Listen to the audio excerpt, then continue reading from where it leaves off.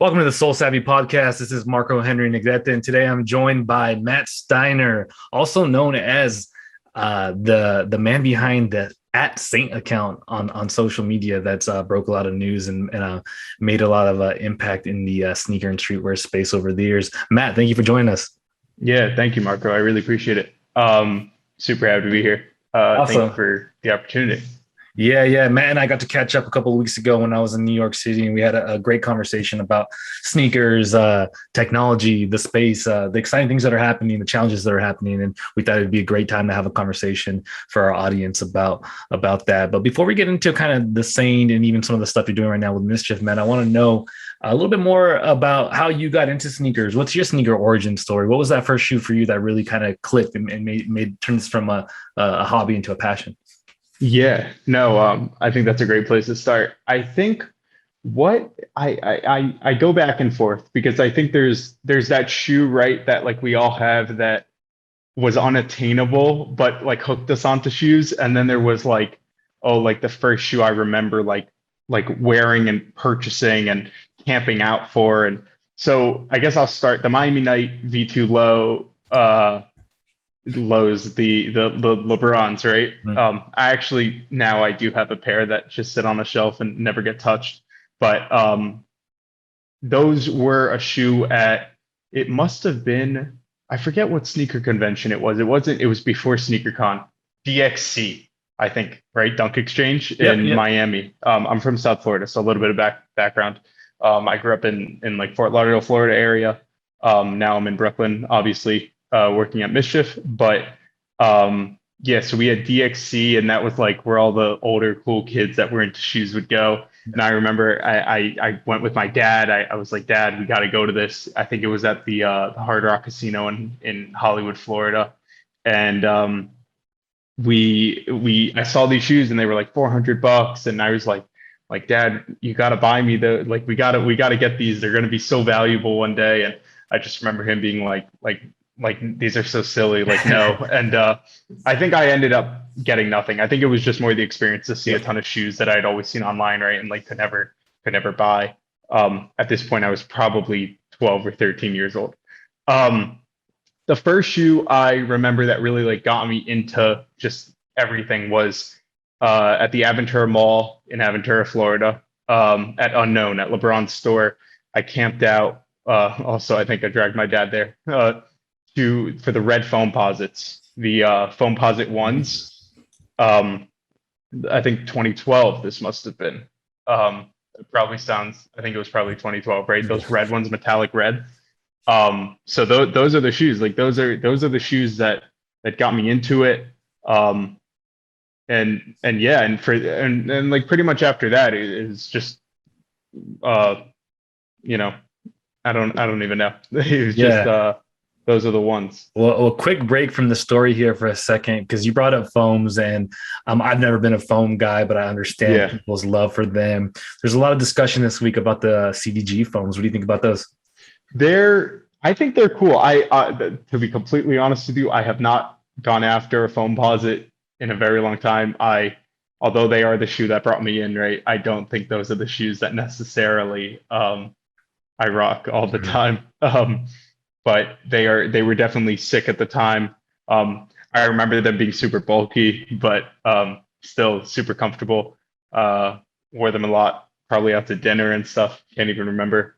But I think what inevitably and I think then yellow, I remember the yellow pair, the yellow metallics, right, released kind of soon then after. They came in that gray box. And then towards middle school was really when my love for Supreme started. And I feel like Supreme is really where my I guess you would say like the avenue into everything I feel like I'm into now.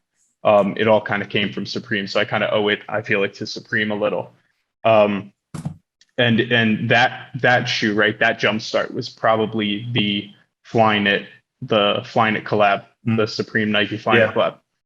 Yeah. I remember. Yeah. No, sorry, go ahead. Oh, no, for sure. I do remember that. And it's really kind of understated collab compared to some of the more wild stuff they did. But the Flyknit, like even just as a series, is such a good and wearable shoe that when you have a collab that lands on something like that, like you're almost forced to wear it, right? It doesn't feel precious, like as if like a different collab would feel, right? You're like, oh, I don't want to stuff it. But when you have a shoe like that, you almost have to wear it. But as somebody who runs an account that has a lot of influence in the space, especially on Twitter and sneaker Twitter and things like that, do you think that there's a Foamposite wave coming, or do you think the CDG is something that'll come and go?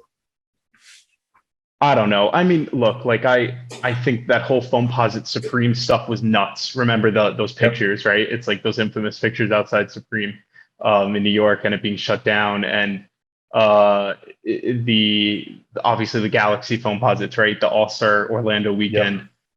As far as Fort Lauderdale area is to Orlando, I feel like I was pretty close. You could like feel that magic, that 2012 All-Star game. It was 2012, right? 2012 All-Star game, I believe. I'm 90% sure. Yeah. So if it was that 2012 All-Star, it was just that era, that sneaker era, right? Like that, the Galaxy era was just such a like special moment. I feel like for all, at least sneakerheads my age and probably older too. Like that was just such a special time. And that was when like sneaker, like every LeBron was special, and all these shoes were so sought after. And it was a crazy time. I remember I got the I can't remember. Why am I blanking on the name? It was there was the other, they weren't Galaxy Foamposites. They had the two those two circles on them. I can't believe I'm blanking on the name. Yeah. And they did a special edition too that glowed with the pods that glowed. I know exactly what you're talking about, and I'm blanking. As I mentioned, I'm not the biggest foam guy. Yeah, or pen but guy. I remember getting those on like a restock on Nike, and I thought it was so cool. And just anything Galaxy at that time, I remember I walked into Unknown and they had, I think, the Kobe, where it was the KD like Galaxy Nike shirt, and that was still sick to buy. It was just that whole Galaxy era. But I was gonna say it's the Nike Zoom Rookie Galaxy, I believe it's. That's what it was. Yeah. So I remember there was a special edition. I remember you had to like, for one of them, you had to like download there was like an app or something on the iPad, and then in the magazine you would flip to a certain page, that whole thing. So this is all like middle school for me, right? So this is it feels like forever ago, but I remember it like it was yesterday. And we going back to your question about the Foamposites, I don't know. I don't even see myself totally going after these new ones, but it was definitely, the Foamposite was the sneaker that really did bring me in. That's definitely true. Another interesting thing that I just thought of right now that was kind of spark out of that Foamposite era, and obviously they weren't the first to do it. It's something that used been used for a long time in flight. But the remove before flight tag, I feel like after that pack, we started seeing like everyone add those sort of tags to their products. And I remember it was not too long after that Alpha Industries got really popular, and you would have the bombers with the tag. I was just going to say, I have one in the closet right now with the tag still on it, right? And I just remember even when I was at Jordan, we would do a number of flight-inspired products because of air and the connection there. And that was always like a go-to accessory. I feel like that was that lasted even longer than the foams hype, was that tag, because it just looks so cool. Like I think sneakerheads are a sucker for like little accessories, whether it's a cool box or an add-on or a keychain. And I feel like that tag just like, it just added that little bit of extra. They definitely do go a long way, because in the product pictures, they spend some time, picture or two specifically on maybe that little hang tag or something. And then you see people try to be creative, maybe throw it on their belt loop or throw it somewhere else and take it off the shoe or wear it with the shoe. And even now with Off-White, right, what Virgil's been doing with the tags on the shoes, right? And some people leave them on. I'm wearing like number 13, I think, of the 50 dunks right now. And I honestly didn't even know what to do with it. I ripped it right off. I was trying to get it off without like breaking it. And I was like, I really don't know what I'm doing with this thing. So sometimes, I remember that one, I think it was like a metal loop. You like kind of unscrewed it, right? But yeah, so that came with those, and it came with the Foamposites. So the ones I had, I think, had those, and the Galaxy foam. So They used it Yeah, twice. that was a cool one. I want to dive back into the story now. Around what time did you decide that, hey, I love sneakers, and you're a teenager at this point, and you have Mhm. really some what would become game changing technology and also influential technology within the space when it comes to like even just Twitter and IG starting to pop off. At what point did you decide to turn that passion into like, hey, let me create an account and see if I Yeah. can be a part of this on a different level? Right. So I think we were going pretty close to it with that other story. So with the Supreme Flyknit. So I remember being in class and this was going to be my first Supreme drop, and I didn't know really about Supreme, but I knew about shoes obviously. So shoes really brought me into Supreme, Yep. specifically with that Flyknit collab. And I remember the site's the same as it was then. So I went on, added them to the cart, and then I'm starting to fill out my information. I hit checkout, and it goes back to that cart, right, with those lines, the strike through of sold out. And I'm thinking, like, wow, like these just sold out so fast. I wonder if all the Supreme stuff is kind of hype. And I quickly, just kind of being a little tech savvy and just having a lot of time, screwing off in class, not really paying attention. I pretty much figured out that if you just VPN at that time, VPN was not as big of a thing as I feel like a VPN now. You see the ads on YouTube for VPNs, but a VPN was pretty mysterious, and I would VPN to UK Supreme site and just start parsing through these links, and I soon realized that their shop goes live at 6 a.m. Ours goes live at 11, but these links are identical, completely identical. And if I take these links and just hold them and then use them at 11, I'm going to be 30 seconds ahead of everyone. And then I at that time was using Twitter for like personal sneaker stuff, like just, information and news. And I figured, like, why not make an account, right? Like Supreme at this point is starting to gain traction. People are starting to, I think it may have even been a little bit of that drop that started to push people a little closer. And obviously you're going to have your people that have been at Supreme since the beginning. And um, I think I had like some janky WordPress, and what I would do is I would take every link. I remember I would sit in class on Thursday. I think I was in math class, and I would take every link from the UK and put it on the US, and then I tweet it. And I think at this point I would even like tweet at people, like put this under tweets that are doing well, and just like almost like notice me, notice me. Mhm. Um, and like here, I'm literally providing you with something like, and I think I'd put instructions. It was like copy and paste this repeatedly until 11, and this product will go live. And the account just started growing. I think at that point, I changed the handle to the Supreme Saint. And that was kind of the birth of the Supreme Saint era for me, which I feel like is played a massive, massive impact in then what Saint would now turn into and be now, and then take me to even further to MSCHF now, and kind of the start of, I guess, my like formal career.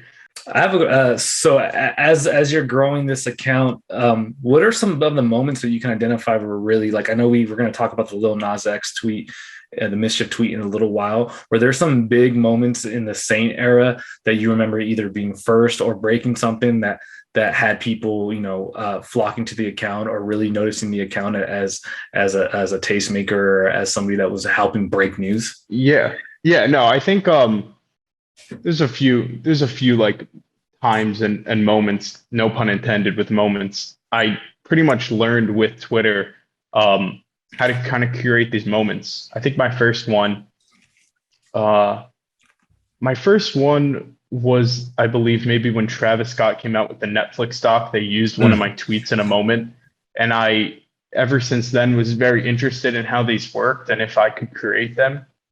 Um, which then I learned how to and did for Travis Scott's McDonald's meal. Mm-hmm. And by doing so, I realized how big of a reach, how much that grows the account, but also spreads like really good awareness on something that a lot of people are interested in.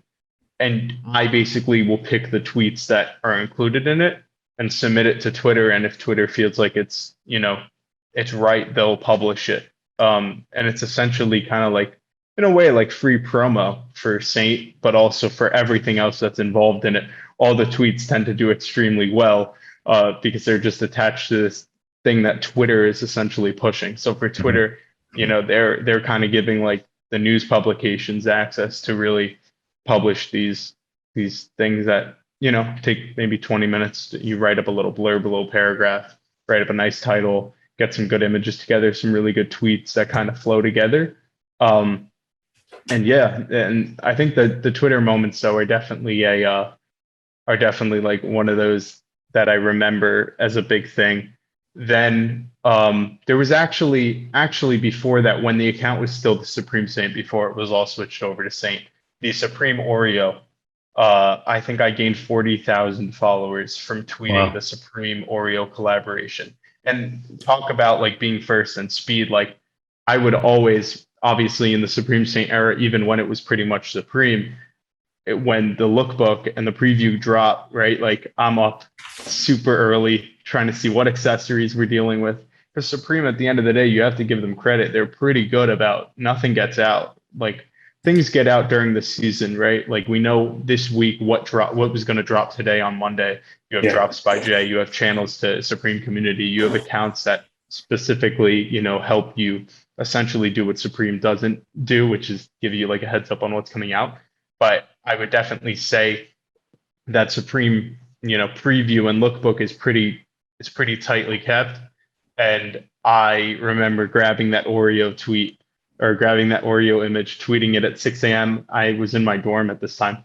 I woke up like 2 hours later at like 8 maybe and was like, oh my gosh, like this thing is flying, it's taking off. And then throughout that whole day, it never stopped. I think a lot of people were quoting it, like meme accounts were quoting it and all that sort of stuff. Yeah. Typically will drive something like that. So that was like a big moment. And then obviously, yeah, you mentioned it, right? The Satan shoe. And what that did was, we could kind of allude, pretty much help me land a job at a company that I never thought was really like necessarily attainable at such a young age for me. So if you want to get into the Satan shoe tweet and everything, let's dive in that into a second. I want to continue talking about this era for a little longer. It's interesting that you tell me that we talked about this when we met up a few weeks ago, but how you were working directly with Twitter on these moments, because even when I worked at Twitter headquarters, which is now 2014, 2015, like the idea, like sneaker Twitter existed. There was all these amazing conversations happening on these platforms, but the companies were just, like Silicon Valley people or corporate people who didn't have a full grasp on the potential that these type of channels had for these niche communities at the time. Obviously now all of that is mainstream. So it's interesting to see that Twitter had started to realize that.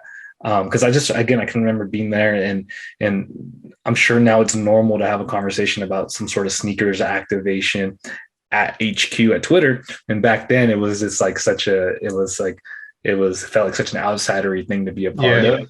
And then now you see, Dennis Tedisco, shout out to him. He ended up at Twitter and then now he's at IG as like the head of streetwear, which it's crazy to see these major tech companies I wouldn't even say acknowledging, because it's not like the culture or the people that were driving it needed acknowledgement, but it's interesting to see them finally waking up and realizing the potential for them, not just as a, hey, pat on the back, okay, let's acknowledge you all for using our tool, right? But saying, oh, wow, we got to pay attention here. There's a lot of opportunity here. And what opportunity means for them is there's a lot of money here. But it's interesting how it took them that long. But then also cool that you were talking to them back then on moments and how to make these things pop. So how did that conversation even come about?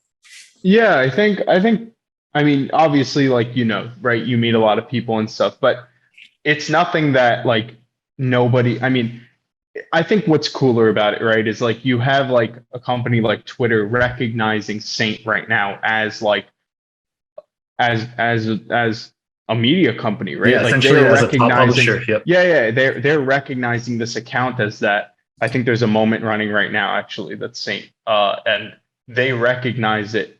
And like to me, right, like someone that just created a Twitter account one day that was originally started to just help people get Supreme early, and then turned into a company, and then now switched into a media company. Like that's so cool. Like that's so sick that they like recognize, okay, hundreds of thousands of followers. That means thousands and thousands of retweets on tweets, and like that really like that really for me like is really special. But I think it was nothing more than I think I just doing my due diligence, like doing what I think I do best, which is, putting myself in the right conversations with the right people. I think I had, been just being nosy on Twitter and found some people in the moments department and was like, hey, like I think that what they did was they helped me, they assisted me in like just learning about how I could publish one.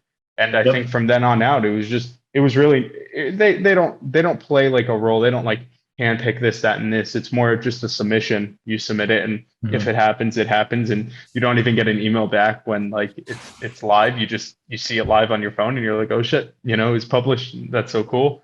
And then it's just kind of on to the next. But it's definitely a really cool feature that gives, and we see it used, daily with a lot of these Pop Sugar and Yep. USA Today, and but like I think the point is like Saint is sitting next to USA Today and Pop Sugar and like BuzzFeed and like these, I mean, multi million dollar publishing company media companies, and Saint's just snuck its way in. So Well, yeah. it's kind of cool to see.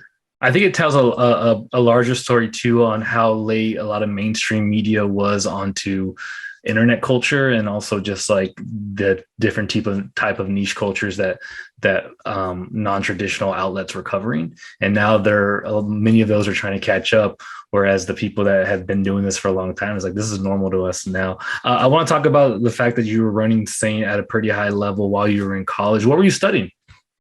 I went to Muhlenberg College. It's a small liberal arts college in Allentown, Pennsylvania. It's kind Mhm. of like an hour and a half split between Philadelphia and New York City. And I was studying business administration, a minor in entrepreneurship, a concentration in management and marketing. And I have like very mixed feelings about school. I think from like a social standpoint, it's very important. Like I probably have learned so much about myself in 4 years. 4 years, I probably lost a year with COVID. But Yeah. let's say 3 years of being on campus out of college, right? Like the experiences you experience, meeting people, having I'm from Florida, right? So that was a huge move to Pennsylvania, the cold winters I've never really experienced, so many things I've never experienced. And I think it definitely played a huge role. But from a standpoint of what I was learning in class, right? Like what I was being taught, all these things, I probably say 10% of it is now used in my daily life. I think there's a lot of people that maybe struggle with grades or their GPA and all sorts of things like that. And I'm kind of here to say like I think I've kind of proven that it's not all about, what grades you're getting, what your GPA is, all this kind of stuff. Um, I was never really one always paying attention in class. I was on my computer, typically running a media company or, at a much smaller scale, just helping people get Supreme early. But I think my goal had always been to, um, kind of make it through meeting people and making connections and having mentors and all sorts of stuff like that. I think the drive that I had was able to kind of trump uh, you know, I was never in honors classes, right? I'd never taken an AP class in my life. I had tons and tons and tons of friends that were in APs and honors and were so focused on getting into, the best college ever or things like that. And I like to say I'm doing pretty well right now compared to, you know, the larger group of people I know. Like I'm doing just as well, right? And I never, was like, I don't know. Were you, when you were in school, did you already have the idea of like, hey, I kind of know what I'm going to do now and I'm building on top of this? School is just, I'm here to bonus. I'm going to learn what I can, have some fun. Or did that hit you at some point during school where you're like, yo, I think I'm learning more maybe on my own, trying to be an entrepreneur than I am in class, but I might as well stick it out. Do you remember when Yeah, that kind of clicked for you? I mean, I can confidently say like dropping out was like never an option, like in my mind, right? Like I think I'm also, I'm smart enough to recognize how important right now a college degree is. I do know people that don't have one and they do perfectly fine.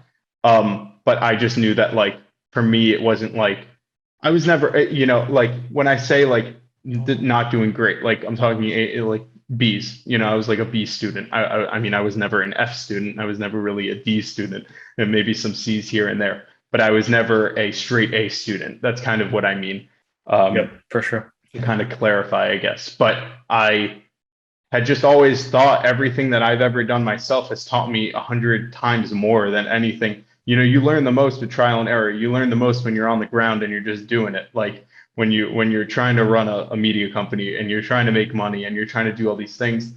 I mean, I was in classes where I'd get to class first day of like an entrepreneurship class, and it's like, oh, we're gonna make a business, and I'm sitting here like that's like I've done it 3 years ago. I started one. Yeah. I've been running one for 3 years. Now you're telling me we got to come up with like an idea for a business we're gonna do for 90 days and then Yep. never think about again. So I think learning the best for me had always been, just firsthand experience right there.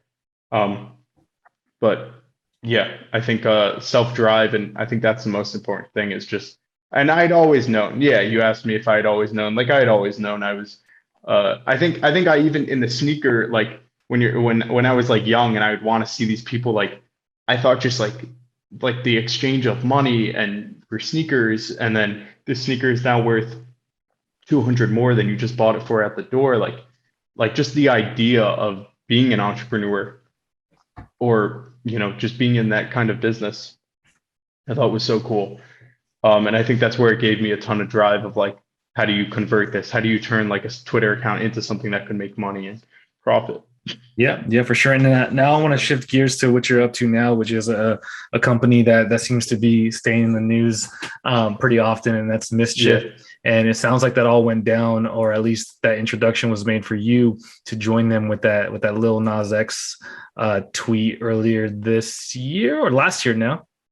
Let's see. When was the tweet? This year, The yeah. tweet was in March. Yeah. So that was this year. The Saint shoes were this year. So I'd met Gabe, our CEO. I'd met Gabe months before that tweet ever went out and things like that. And I think it was honestly through Twitter. Like I just been always making my connections, I feel like, through like a massive account I had. And I think people, took me seriously. I think like that kind of speaks for it. Like it's a little bit of like my resume, right? Like I have my resume obviously, but then I have I feel like Dennis did a good job of touching on that, right? You have like your resume, but then you have like your project, and like your Yeah. project is what like people will look at as like living proof of like, oh, you did this, like this was you. And people like sometimes don't even associate the person to the project, and then once they do, they're like, holy shit, like you're the one that did that, like wow. So I think I met Gabe, and we had connected, and he had kind of explained to me, what he was doing at that point. I didn't really know what MSCHF was. I had known about the Jesus shoes, walking on water, that whole shoe, the 97. And then, yeah, from then on out, we stayed in touch. Um, Obviously, there was that tweet, the Saint and Shoe tweet, that was, just exploded the internet, I feel like. And I feel like the whole Nike lawsuit with MSCHF and all that sort of stuff was just such a huge time, not only for sneakers, but I mean, we both know like these customized, like it's not the same. And I think MSCHF may have played a little bit of a role. At least Nike really dropped the hammer, I feel like, on not only MSCHF, but anyone after that was ever thinking about customizing and selling shoes altered and things like that. I think they kind of took a little bit of a stand at that point, one that I had never seen before, because I feel like I saw people doing customized shoes a ton. And I think that there was just a little bit of confusion. Whereas like, MSCHF never, I don't know exactly what the intentions were, to be completely honest. This is before I was there, but I do know in my tweet, at least, right? I did mention Nike Air Max 97. In the tweet, the tweet reads, MSCHF X Lil Nas X Saint shoes. Nike Air Max 97 contains 60 cc ink and one drop of human blood, 666 pairs, and then the retail price and the images. And at this point, right, this tweet was the first tweet that ever displayed these sneakers. So you have to imagine, right, for the sneaker community, seeing a pair of 97s with Lil Nas X, who's already a huge figure, right, in the space of feels like the world right now. Yeah. This is the ultimate collab. Um, and I just think that people likely thought Nike was maybe a part of this collab or Yeah, I what was remember it. going on. I I heard mean, that. my goal at this point, right? You have to remember, like, my goal is strictly like this tweet's gonna pop off. Obviously, I knew when I was tweeting it, this tweet was gonna pop off. So it was definitely exciting to see the account once again, one tweet blow up, probably 30,000 more followers overnight, over a tweet, which is insane. Yeah, it's brought us to an interesting spot in sneakers and in customs because I feel like in the last few years, partly because of just demand and how hard it is to get your hands on shoes these days, people have become more receptive to customs, to bootlegs, to um, just wild projects like this. And we really are at a kind of, I think, at a changing of the guards and how we see shoes. I fall a little bit more on the like purist side of things, so it's interesting for me to see. But like, I also fully understand that you can't dictate what a different generation likes, and people seem to be really liking these things. So I only can imagine that trend is going to continue. And I think what it's done is it's giving people permission to say, I could wear this, I could think this is cool if I want to, I can make this if I want to. Whereas in the past you kind of needed that big brand cosign, which I still think goes a long way, and I would argue it's a lot of people's main goals who are making bootlegs. But it's interesting that there's less of a stigma around, I mean, fakes, bootlegs, customs, as there used to be, and people almost feel like, oh, I could do this now, right? I don't need a cosign to pop off anymore. So it's a wild time for sneakers, and it's definitely exciting. Yeah, no, it's definitely exciting, and I guess I mean now if we want to talk a little more Yeah. mischief, I feel like we're here. But so yeah, I started at Mischief in July as a pretty much a marketing lead growth strategist.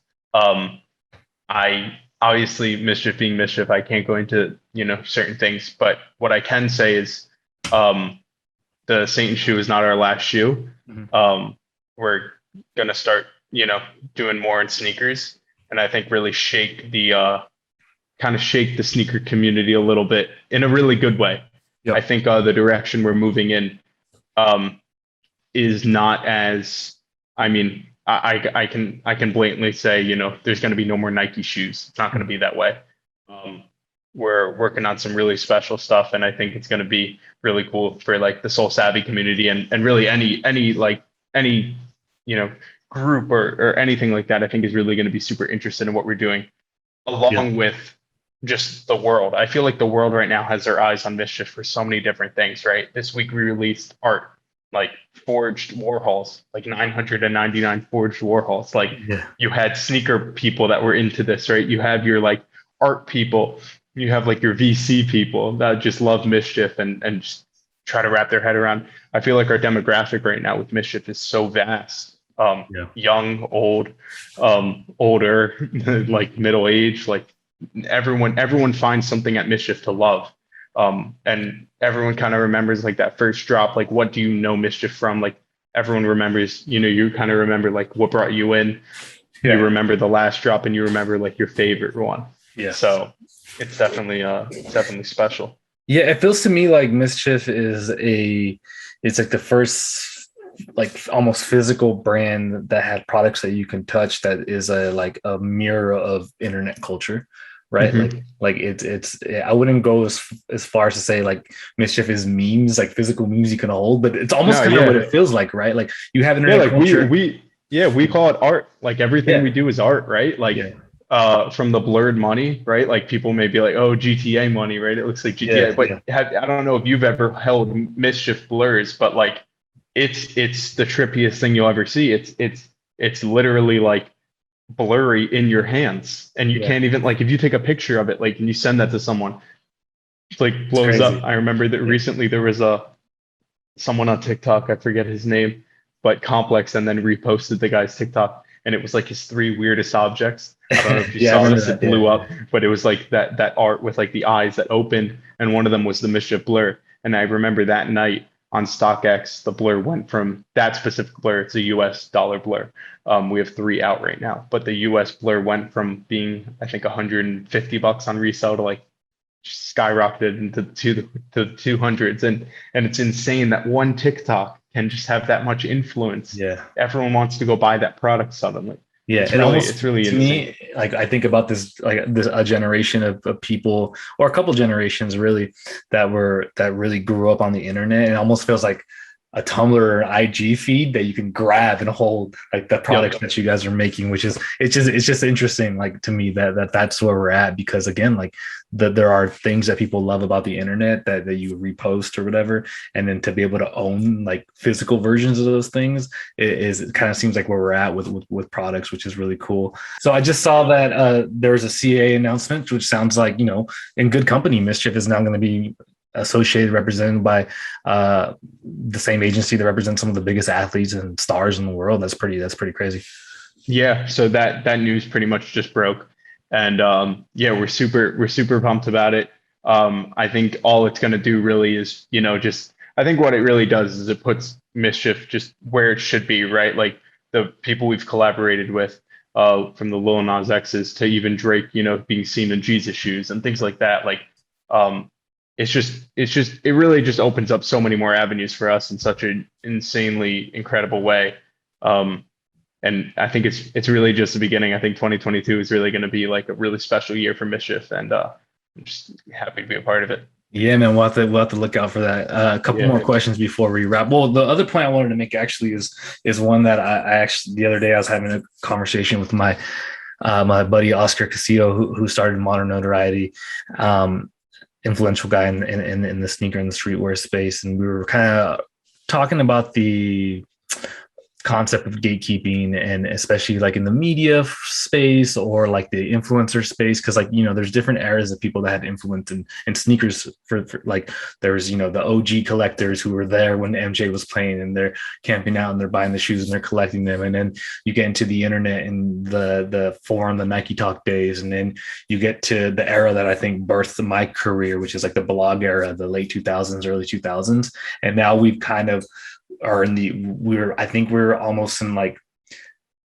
either the end or the middle of the influencer space onto the creator space, where like anything goes, right? You have all these new platforms like TikTok and companies like MSCHF popping off, and it's just interesting to see, because my point of view on that is the opposite of somebody who's like upset that you can blow up overnight now with a cool idea, because I think that if you have all these tools available to you, you better be doing something crazy, right? Like when I entered the industry, 2014, I think was the first time I ever got paid to write about sneakers.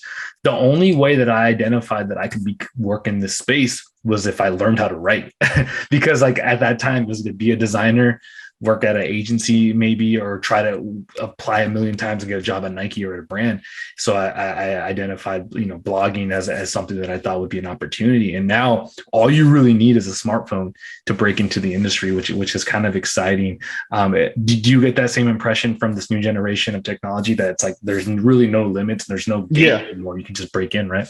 Yeah, I mean, I would say, like, I guess my era, right, was like the early Twitter, sneaker Twitter era. Yeah. So like whenever, you know, down the road, I guess people like reminisce about like if they were like one of the, like what you said, like the blogs or like the forums or things like that. I guess I'll say mine was Twitter. I forgot to mention there's obviously a really strong social era in between the blog and like the influencer creator. But my opinion, I think go do whatever you got to do. Yeah. I kind of have always stuck with that like mentality is, you know, do what you got to do to get to whatever. Like obviously right now, if you're going to go start a Twitter account about sneakers, you know, it's going to be really hard. There's a huge oversaturation. Twitter doesn't exactly have an algorithm the way the For You page on TikTok does, right? To like get your stuff seen by, you know, what is a chance, right? Like I know TikTok enough to know that like what they pretty much try to do is give a post a chance. And if you get that chance and you get X amount of likes or whatever it may be, or view time from posting it, it'll continue moving. And that's where that viral stuff goes in. And the TikToks that just don't get those few likes from the random people will just kind of get put into another pile, and it just doesn't work out. So I think that's sick. I think TikTok is one of those apps right now that has all the opportunity for people in the world. And I think even now, I have a lot of friends that are pretty successful with, TikTok, whether it be like Dylan LeMay, the Cold Stone, most famous, I guess, for his Cold Stone TikToks, or Malad, who is works at Subway and has made Subway sandwiches. And they're both in these insane, incredible positions that they're like making careers out of what started as just filming something they love doing, or that they just do on a regular basis. Like, that's so cool. I don't know why anyone would knock that. I think it's sick, and I think these apps are just giving people more and more avenues. Even Instagram. I mean, Instagram now has, obviously they have a huge focus on shopping at the moment.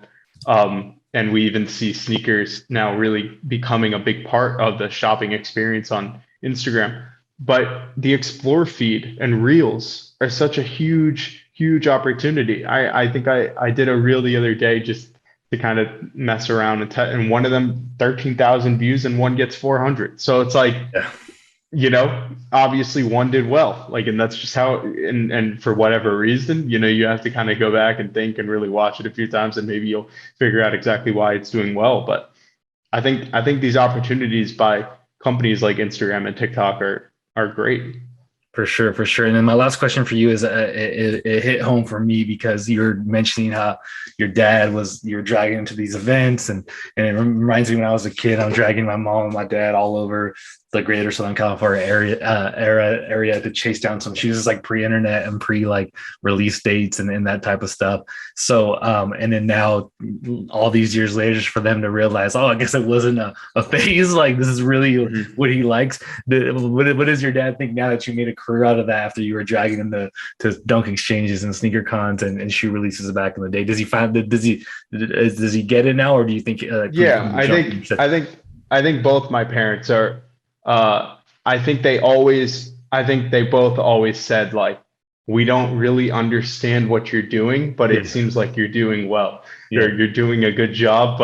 And the hours I would spend with my mom and my dad explaining, like, what Twitter is and what this account means and what a verified check, how important that is for this account that I got, and how cool that is, and how powerful of the statement, like, 200 retweets means, and that this brand that, whatever, can't even do that, or this, that, and this. So I think they had never really fully understood it, but I think they had always been pretty comfortable with, my drive and my passion for things. And I think it's really about turning your passions into what you could do, right? Like, right now at MSCHF, I'm essentially turning and taking all the knowledge I've ever learned from 2012 to now, and now translating it into how we can use some of these methods and things that I've learned, and what works and what doesn't work, and how beneficial it is for a company like MSCHF to just know these things, as small of details, some of these things, whether it's release procedures, or,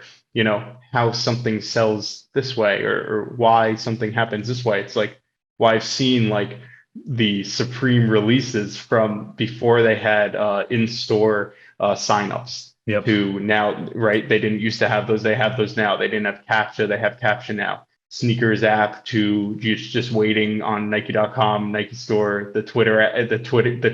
You had to click the tweet, get in line, and then you would just get your L in 10 minutes, right? Like, all these things that I feel like I'd seen over all this time, it's valuable. And I think that there may even be young kids out there now that don't even recognize how valuable just, like, being in a passion is, like, how important that is, and all the knowledge, and just, like, scrape people's brains for all the knowledge. Like, the knowledge is everything.